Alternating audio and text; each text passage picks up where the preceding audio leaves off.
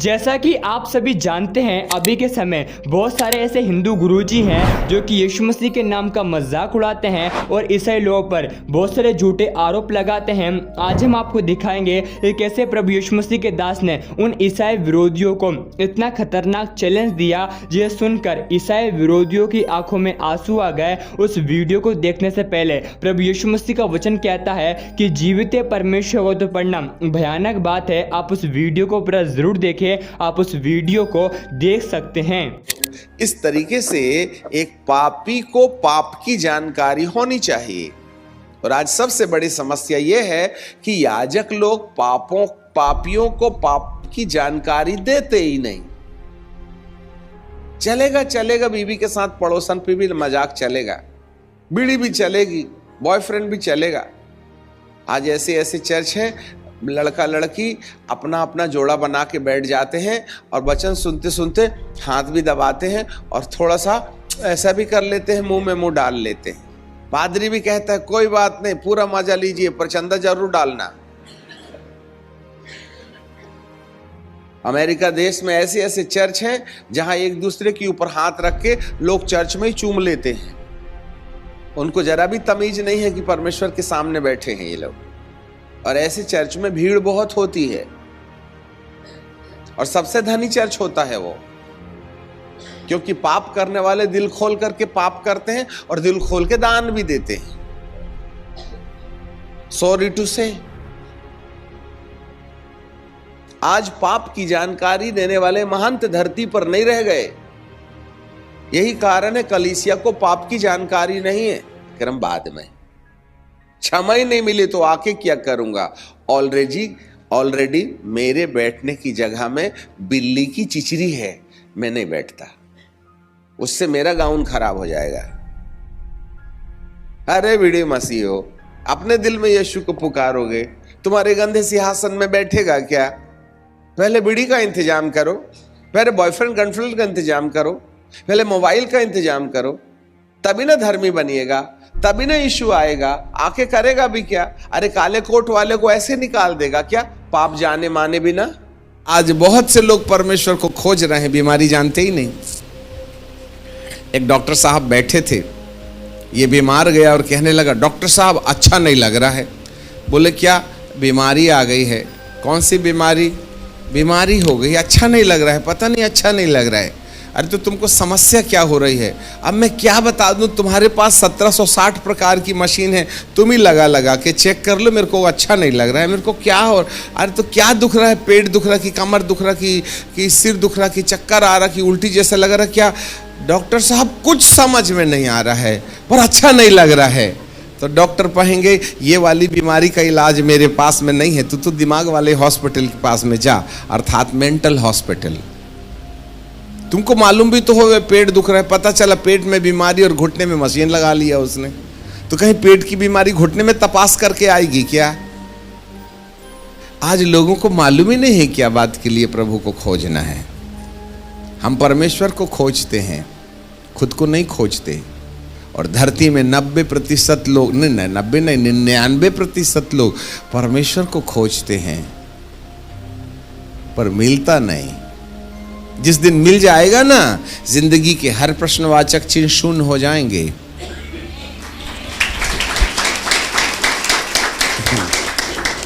प्रभु कहते हैं जब तक यहोवा मिल सकता है तब तक उसकी खोज में रहो। और प्रभु यीशु मसीह कहते हैं मैं खोए हुओं को ढूंढने आता। हम उसको खोजते, वो हमको खोजता। पता चलता अपन खोजते खोजते ऊपर गए और वो हमको खोजते खोजते धरती पर आया, और जंक्शन में मुलाकात नहीं हुई तो वो हमको धरती में खोजते रहे, हम आकाश में खोजते रहे। जब तक यहोवा मिल सकता है उसको खोजो। अब वो हमको खोज रहा है, हम उसको खोज रहे हैं, तो खो कौन गया है? वो हमको खोजे, हम उसको खोजें, वो हमको ढूंढे, हम उसको ढूंढे, तो खो कौन गया भाई साहब? वो कि हम? वो नहीं खोया है, वो तो हमको खोजने के लिए देह बन के आ गया। यही तो तीसरा सत्य है ना। तीसरा सत्य हमको खोजने आया है, और हमारी खोज उसको उस समय हो जाती है जब तुम खुद को पा लेते हो। जिसको मैं मिल गया उसको प्रभु मिल जाते हैं, जिसको प्रभु मिल जाता है उसको पिता भी मिल जाते हैं। यदि हम खुद को नहीं पा पाए कि हम हैं कौन, तो प्रभु कहाँ से मिलेगा? क्योंकि प्रभु की पहचान हमारी पहचान से शुरू होती है। ये लंगोट लगा के बर्फ में बैठे बेचारे खड़ेश्वर महाराज एक पैर में 6 साल से खड़े हैं, उनको भगवान मिला क्या? नहीं मिला। अनादि गुरु शंकराचार्य जी से किसी ने पूछा, स्वामी जी तुमको मोक्ष मिला क्या? बोले मोक्ष बड़ी कठिन चीज है, मैं ट्राई कर रहा हूं ढूंढने की। और उन्होंने अपने वक्तव्य में कहा, मोक्ष इतनी कठिन चीज है कि समुद्र के किनारे एक आदमी ने 5 feet by 5 feet by 5 feet का गड्ढा खोद लिया और चुल्लू से पानी उठाता और समुद्र में डाल करके क्या बोलता, दरिया खाली करूंगा और गड्ढे में भरूंगा, और वो भी सूरज डूबने से पहले। कहीं माथा खराब हुआ है? समुद्र 5 फीट के गड्ढे में समाएगा क्या? और वो भी चुल्लू से और सूरज डूबने के पहले से। जैसा समुद्र खाली करके 5 फीट के गड्ढे में डालना कठिन है, वैसा ही मोक्ष भी कठिन है। इसका मतलब है बाइबिल को छोड़ के और कोई मोक्ष की परिभाषा नहीं दे सकता। पर हम बाइबिल के खोजियों, परंतु कई बार हम जो बाइबिल के को खोजी हैं उनको भी तो कई बार नहीं मिलता है ना। जी हाँ मेरे प्रियो, परमेश्वर ने हमें बड़ी फुर्सत से बनाया है। हम दो दुनिया के संगम हैं। एक पद आज हम आपके लिए पढ़ना चाहते हैं और वो है 1 कोरिन्थियों की किताब और उसका 15 अध्याय और उसके 19 पद को। 1 Corinthians chapter 15 and verse 19 है। यहां लिखा है, यदि हम केवल इसी जीवन में मसीह से आशा रखते हैं तो हम सब मनुष्यों में अधिक अभागे हैं। हमारे पीछे बोलिए, यदि हम केवल इसी जीवन में मसीह से आशा रखते हैं तो हम सब मनुष्यों से अधिक अभागे हैं। अभागे मतलब जिसके भाग्य नहीं है। अभागे को क्या बोलते हैं? जिसकी किस्मत फूटी है। उर्दू में बोलते हैं लानत है उस इंसान पर। लानत को यदि हिंदी में ट्रांसलेट करें तो श्रापित है वह इंसान जो 70 बरस की जिंदगी के लिए रोटी कपड़ा मकान को आधार बना करके प्रभु को खोजे, उसको अभागा बोला है। अब थोड़ा सा चोट जरूर लगेगी क्योंकि हम आपका परमानेंट इलाज करना चाहते हैं ना। अरे इतने बड़े कैंसर के गुटरू में यदि तुमने आयोडेक्स और विक्स बाम लगाए तो क्या सुबह तक की ये फोड़ा कैंसर वाला बैठ जाएगा क्या? नहीं बालक। क्या चाहिए उसको? विक्स बाम नहीं चाहिए, चमीटा चाकू चाहिए। हाँ, चमीटा चाकू से यदि कैंसर का फोड़ा काट के निकाल लें तो जीवन शुरू हो सकता है। कुछ ऐसे ही आज हम कुछ ऐसी बातें आपको बताएंगे जिससे कि प्रभु आपकी जिंदगी की हर समस्याओं का एक स्थायी इलाज कर डाले।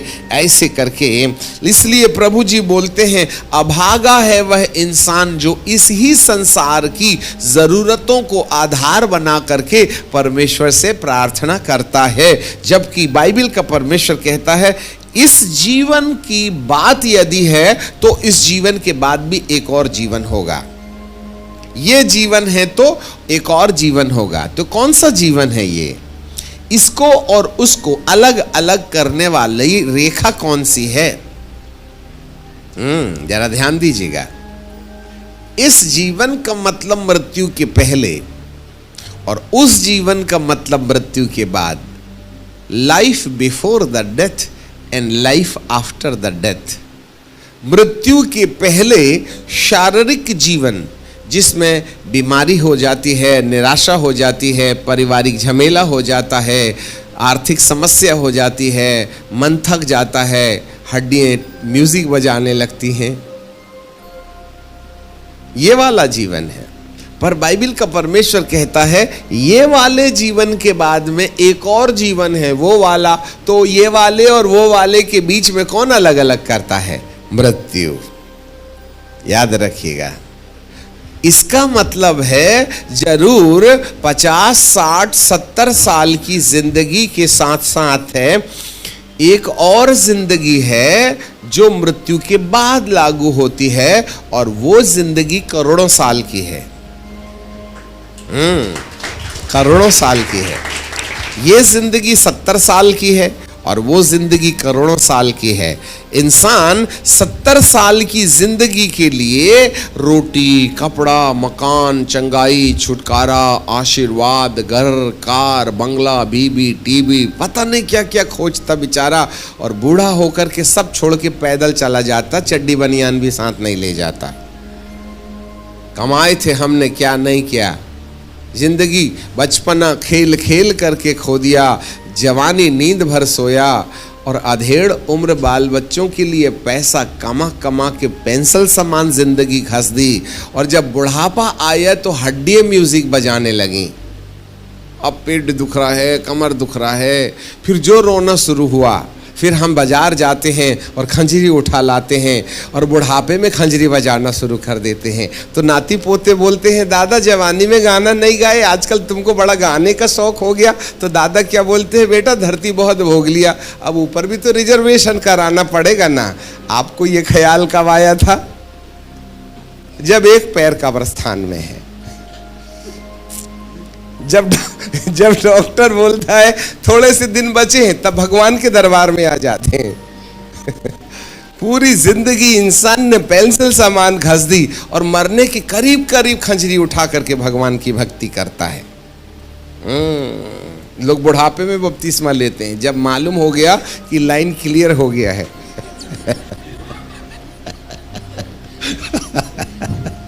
हालेलुया। तो ऐसे लोगों को तो अभागा ही न बोला है। तुम्हें बिल्कुल आखिरी में याद आती है कि एक और जिंदगी है। अभी तक हमको, जब तक नाती नतरे नहीं हुए थे ना, तब तक हमको लगता था जिंदगी यही है। शादी तो कर दी बेटे की, बेटा जल्दी से पोता दिखा दे। अब जैसे तैसे पोता, तो दादा क्या बोलता, वाह मजा आ गई, 50% काम ओवर। फिर वो बोलता है, मुझे बेटा एक पोती भी दिखा दे, बोले। तो पोती भी आ गई। तो फिर बुढ़ा बाबा क्या बोलते हैं, हे प्रभु अब सब देख लिया, तू तो अब अपने पास बुला ले। तो प्रभु कहते हैं, यही देखने पैदा हुआ था क्या? समझ में आ गई बात। पोता पोती देख के पैदा हुआ था, पोता पोती देखने पैदा हुआ था क्या? ऐसे लोगों को तो बाइबल में लिखा है भागा, मतलब किस्मत फूटी पोता देखने वाले की। हमें मालूम ही नहीं हम पैदा किया बात के लिए हो गए। मेरा परमेश्वर हमको इस धरती के अंदर 6वें दिन बड़ी फुर्सत से इसलिए थोड़ी बनाया था कि पोता पोती देख के मर पड़ो तुम। चंगाई के ड्रम बजा रहे, आशीर्वाद का, नौकरी और चाकरी का। ठीक है, ये 70 बरस की जिंदगी में काम आता है, परंतु एक और जीवन है, उसके बारे में भी तो चिंता करो। मृत्यु के बाद वाले जीवन की भी तो चिंता कीजिएगा। और जिस समय मृत्यु के बाद वाले जीवन की चिंता में सफल हो गए ना, तो ये वाली चिंता के जितने भी प्रश्नवाचक चिन्ह हैं, बिना भगाए भाग लेंगे। जो अपनी जिंदगी में प्रभु परमेश्वर क्या बात के लिए धरती पर पैदा किया, हम कैसे परमेश्वर की इच्छा पूरी कर लें, यदि हम इसमें सफल हो गए, तो जितनी भी असफलता हमारे शारीरिक जीवन में है, चाहे बीमारी से जुड़ी हो, चाहे परिवार से जुड़ी हो, चाहे धन व्यापार से जुड़ी हो, चाहे नींद नहीं आने वाली समस्या हो, चाहे ये समस्या हो, वो समस्या हो, सारी समस्या जड़ पीड़ से उखड़ जाएगी। जड़ पीड़ से उखड़ जाएगी। इसलिए हम कहीं ना कहीं वो बात में वहां हम पहुंच जाएं जहां पहुंचने के बाद ये सारी समस्याओं का समाधान हो जाता है। आप सभी इस वीडियो को भी छोड़ के ना जाए, आप सभी इस वीडियो को पूरा जरूर देखें। जैसे कि आपने वीडियो में देखा कैसे प्रभु यीशु मसीह के दास ने मसीही विरोधियों को सामर्थ्य जवाब दिया और प्रभु यीशु मसीह का वचन कहता है, जैसा कि हमने थंबनेल में लगाया कि हमारा प्रभु यीशु मसीह जलन उठने वाला ईश्वर है और वो प्रतिदिन क्रोध करता है। आपको हम बताना चाहते हैं हमारा प्रभु यीशु मसीह दयालु है, इसलिए वो विलंब से कोप करने वाला है। आज बहुत सारे लोग हैं जो कि यीशु मसीह का मजाक यूं ही उड़ा देते हैं, लेकिन प्रभु यीशु मसीह का वचन कहता है हमारा प्रभु यीशु मसीह में इतनी सामर्थ है कि वह एक व्यक्ति को रख में डाल सकता है, परंतु ये उसकी दया है कि आज हम जिंदों के बीच में जिंदा है। आपको हम बताना चाहते हैं ये जितने भी ईसाई विरोधी हैं जो कि आज यीशु मसीह के नाम का मजाक उड़ाते हैं, उनकी आंखें इस संसार के ईश्वर ने अंधी कर दी है ताकि सत्य जो कि हमारा प्रभु यीशु मसीह है उसे ना पहचान पाए। लेकिन हमारी लड़ाई इन ईसाई विरोधियों के साथ नहीं है, परंतु हमारी लड़ाई शैतान के साथ है। और प्रभु यीशु मसीह का वचन कहता है तुम सत्य को जानोगे और सत्य तुम्हें स्वतंत्र करेगा। ये जितने भी ईसाई विरोधी हैं जब यीशु मसीह को जानेंगे ये स्वतंत्र हो जाएंगे, क्योंकि प्रभु यीशु मसीह का वचन कहता है हम जब पाप करते हैं तो पाप के दास हो जाते हैं। आप इस वीडियो को एक लाइक करें ताकि यूट्यूब हमारी इस वीडियो को लाखों लोगों तक पहुंचा सके और उनकी आंखें जो शैतान ने अंधी कर दी है उनकी भी आंखें खुल सके, क्योंकि प्रभु यीशु मसीह का वचन कहता है यूहन्ना 3:16 में, क्योंकि परमेश्वर ने जगत से ऐसा प्रेम रखा कि अपना एकलौता पुत्र दे दिया ताकि जो कोई इस पर विश्वास करे वह नाश न हो लेकिन अनंत जीवन को और बहुतायत के जीवन को प्राप्त करें। आपको हम बताना चाहते हैं प्रभु यीशु मसीह का वचन कहता है कि तुम बुराई से न हारो परंतु बुराई को भलाई से जीत लो। और प्रभु यीशु मसीह का वचन कहता है कि हम जब ईसाई विरोधियों के लिए प्रार्थना करेंगे तो अपने स्वर्गीय पिता की संतान ठहरेंगे, क्योंकि प्रभु यीशु मसीह का वचन कहता है हमारा प्रभु यीशु मसीह इस संसार में धर्मियों को बचाने के लिए नहीं परंतु पापियों का उद्धार करने के लिए आया है। और प्रभु यीशु मसीह का वचन कहता है यूहन्ना 10:10 में कि चोर और किसी काम के लिए नहीं परंतु चोरी करने, घात करने और नष्ट करने के लिए आता है, परंतु हमारा प्रभु यीशु मसीह इस संसार में इसलिए आया है ताकि पापियों का उद्धार हो जाए। और जितने भी देवी देवता है जो कि इस संसार में आए हैं उन सभी ने पापियों का नाश किया है, परंतु एकलौता प्रभु यीशु मसीह है जिसने कि पापियों से प्रेम किया है। और प्रभु यीशु मसीह का वचन कहता है हमारा प्रभु यीशु मसीह नहीं चाहता कि कोई भी नरक में जाए, हमारा प्रभु यीशु मसीह चाहता है कि सब के सब अनंत जीवन को प्राप्त करें। ये कब होगा? ये जब होगा हम जब यीशु मसीह के नाम का प्रचार करेंगे लोगों के बीच में, क्योंकि प्रभु यीशु मसीह का वचन कहता है कि तुम जाओ और सारे जगत के लोगों को यीशु मसीह के नाम का प्रचार करो और पिता, पुत्र, पवित्र आत्मा के नाम से उन्हें बपतिस्मा दो और देखो मैं जगत के अंत तक सदैव तुम्हारे साथ रहूंगा। आप जब ईसाई विरोधियों के लिए प्रार्थना करोगे तो आप विश्वास कीजिए ये जितने भी मसीह विरोधी हैं जो कि आज यीशु मसीह के नाम का विरोध करते हैं, आने वाले समय में ये पौलुस के समान यीशु मसीह के नाम का प्रचार करेंगे, क्योंकि प्रभु यीशु मसीह का वायदा है कि अंत के समय में ऐसा होगा कि हर एक घुटना प्रभु यीशु मसीह हम झुकेगा और हर एक जीव अंगीकार करेगी कि हमारा यीशु मसीह प्रभु है। और प्रभु यीशु मसीह का वचन कहता है हमारे प्रभु यीशु मसीह के लिए कोई काम कठिन नहीं है, इसलिए आप मसीह विरोधियों का विरोध ना करें लेकिन आप ईसाई विरोधियों के लिए प्रार्थना करें, क्योंकि प्रभु यीशु मसीह का वचन कहता है कि तुम अपने बैरी से प्रेम रखो। हम जब सताने वालों को ये प्रार्थना करेंगे तो प्रभु यीशु मसीह हमें सचमुच बहुत आशीष देगा। आप विश्वास कीजिए आपने यहाँ तक इस वीडियो को देखा है, इसलिए प्रभु यीशु मसीह आपकी ज़िंदगी में एक बड़ा चमत्कार करने जा रहे हैं। प्रभु यीशु मसीह आज आपकी प्रार्थनाओं का उत्तर भी आपको देंगे और यीशु मसीह के नाम से परमेश्वर ने आपकी परिस्थितियों को बदल दिया है। और आप सभी चाहते हैं कि ये बातें आपकी ज़िंदगी में पूरी हो जाए तो आप विश्वास से कमेंट में आमीन टाइप करें। आप हमारे यूट्यूब चैनल को सब्सक्राइब भी कर लें, क्या पता एक प्रभु यीशु मसीह का वचन आपकी पूरी ज़िंदगी बदल दे। और आप इस वीडियो को एक व्यक्ति के साथ जरूर शेयर करें ताकि वह व्यक्ति आपको नरक की आग से बचाया जाए और वह व्यक्ति आपको सच्चे परमेश्वर को जो कि हमारा प्रभु यीशु मसीह है उसे जान सके, क्योंकि आज शैतान ने लोगों की आंखें को अंधी कर दिया है ताकि सत्य जो कि हमारा प्रभु यीशु मसीह है उसे ना पहचान पाए। प्रभु यीशु मसीह आप सभी के साथ हैं। प्रभु यीशु मसीह आप सभी को बहुत आशीष दे।